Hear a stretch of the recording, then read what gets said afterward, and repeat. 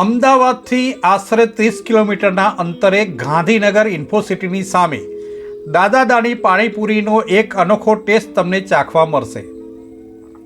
એ પણ આશરે 70 વર્ષના બ્લાઇન્ડ દાદાના હાથનો, સાથે દાદીમાં હસતા મોઢે ગોલગપ્પા, રગડા પેટીસ, પાણીપુરી, દહીંપુરીનો લાજવાબ ટેસ્ટ તમને અવશ્ય કરાવશે.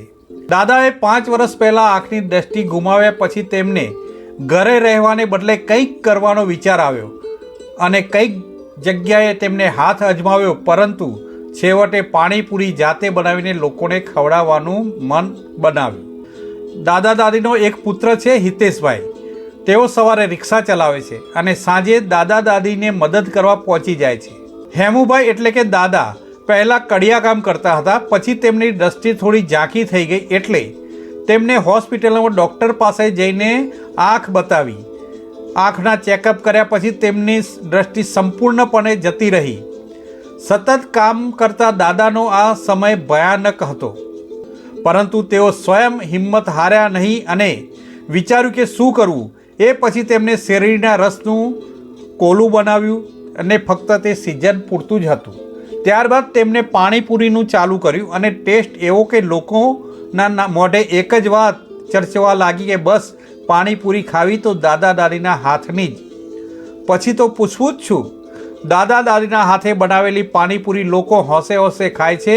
આજે પણ તમે ગાંધીનગર ઇન્ફોસિટીની સામે એક અંધજન મંડળના કેબિનમાં સાંજે આવો અને દાદા દાદીની પાણીપુરી અવશ્ય ખાઓ. તેઓ પણ હસતા મોઢે પાણીપુરી તમને ખવડાવતા જોવા મળશે.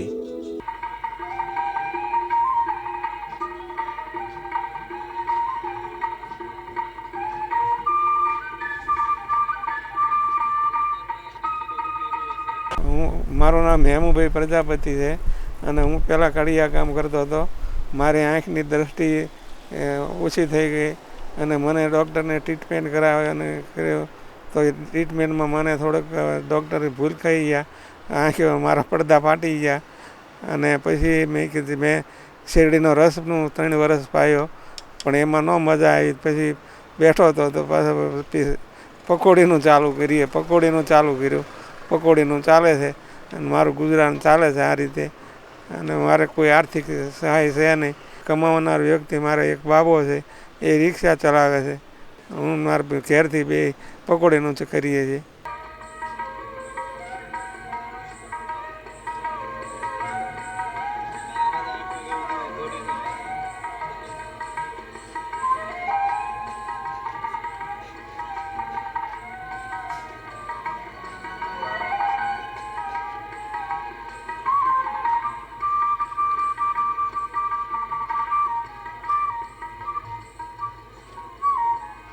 મારું નામ નીતાબેન છે, નીતાબેન પ્રજાપતિ. અમે મારા પતિ આંધળા થઈ ગયા છે 5 વર્ષથી ને એમને કોઈ દેખાતું નહીં, તો અમે બંને જણ થઈને આ પકોડીનું કામ કરીએ છીએ.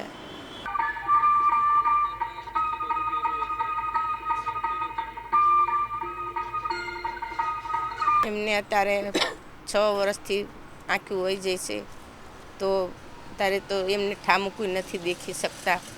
તો અમે બેઠા બેઠા એ કામ કરી શકે. છોકરાઓ બાળકો અમને થોડી મદદ કરે છે અને અમે કામ કરીએ છીએ પકોડીમાં.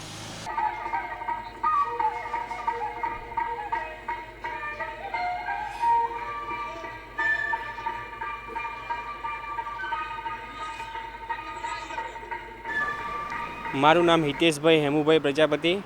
હેમુભાઈ મારા પિતાજી છે, હું એમનો બાબો છું. અમે અહીંયા પકોડીનું કરીએ છીએ. એ પહેલાં મારા પપ્પા કડિયા કામનું કરતા હતા. પછી એમને આંખે થોડી ઝાંખપ આવી એટલે દવાખાનામાં ડૉક્ટરની તપાસ કરાવડાવ્યા બાદ એમને સંપૂર્ણ દેખાવાનું બંધ થઈ ગયું. પછી નિરાશ થઈ ગયા કે હવે શું કરું એમ.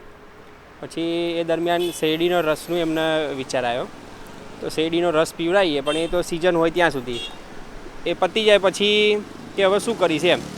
એ દરમિયાન એમને વિચાર આવ્યો કે પકોડીનું કરું એમ. પકોડીનું ચાલુ કર્યું ધીમે ધીમે. પહેલાં લારી લઈને આવતા હતા, પછી થોડો સમય લારીમાં ચલાવ્યો. એ દરમિયાન આ સંસ્થાનો કોન્ટેક્ટ થયો અમારે અને સંસ્થામાંથી અમને કેબિન આપવામાં આવ્યું અને પછી અમે કેબિન ઉપર ચાલુ કર્યું અને ચાલતું હતું. ગ્રાહકોનો રિવ્યૂ પણ સારો હતો, બધા આવતા હતા, ટેસ્ટ પણ સારો હતો, વારંવાર ખાવા આવતા હતા અનેક ગ્રાહકો. પછી એ દરમિયાન પપ્પાને એટેક આવી ગયો એટલે સંપૂર્ણ 5 મહિના બંધ રહ્યું. એ દરમિયાન બંધ રહ્યું પછી અમને થોડું સારું થયું એટલે પાછું અમે ચાલુ કર્યું એટલે હું સવારમાં રિક્ષા ચલાવું અને બપોર પછી આવીને એમને મદદ કરું.